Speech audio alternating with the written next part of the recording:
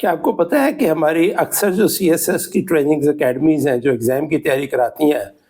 وہ ایگزام کے بعد جب رزلٹ آتا ہے تو آفیسرز کو کرپشن کی ٹریننگ بھی دیتے ہیں۔ جب بھی ہر سال رزلٹ آتا ہے سی ایس ایس کا، تو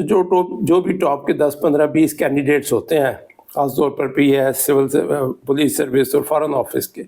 ان کے گھر میں جو ہے وہ اکیڈمیز والے مائکروفون، کیمرہ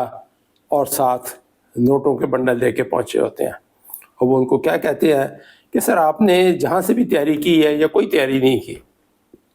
آپ نے صرف ہمارے چینل پہ آ کے انٹرویو دے دینا ہے،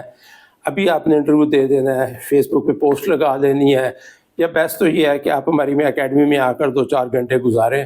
اور ساری دنیا کو صرف یہ بتائیں کہ میں نے اس اکیڈمی سے تیاری کی تھی۔ اب آپ سوچئے کہ ایک ینگ گریجویٹ جو کہ یونیورسٹی سے نکلا ہے، اس نے 1-2 سال سی ایس ایس کی تیاری کی ہے، 1-2 سال چلے ایکسپیرینس بھی ہے، اس نے ایگزام میں اچھے نمبر لے لیے ہیں اور ٹاپ 10 پوزیشنز میں آ گیا ہے، جس کی سیلری جب اکیڈمی چلے گی، جب اس کو لیٹر ملے گا، اکیڈمی سٹارٹ ہوگی، ٹریننگ سٹارٹ ہوگی، سروس، تو اس وقت اس کی سیلری 60-70 ہزار یا 80 ہزار ہوگی۔ اگر آپ اس کو گھر بیٹھے بٹھائے بغیر کسی کام کیے 8 لاکھ 10 لاکھ اور کئی تو 20 لاکھ تک دے دیتے ہیں، اگر آپ اس کو آفر کریں گے اور وہ وصول کر لیتا ہے، تو اس کی جو بنیاد ہے اس کے مائنڈ سیٹ کی، اس کی ٹریننگ کی، کہ بغیر کچھ کیے اگر آپ کو پیسہ ملتا ہے just because of some achievement you have done,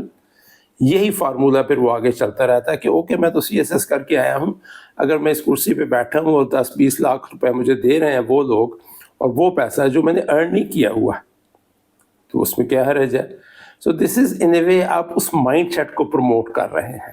us mind set سے ہوتا یہ ہے کہ ان گریجویٹس کے ذہن سے وہ جو جھجک ہوتی ہے of taking ill gotten money یا undeserved money، وہ اتر چکی ہوتی ہے۔ Ideally speaking, I would say کہ the government must come up with some kind of regulation and checks and balances کہ اکیڈمیز کو اس کام سے روکا جا سکتا ہو۔ صرف اگر آپ کہیں گے کہ گریجویٹس خود اپنی moral authority یوز کریں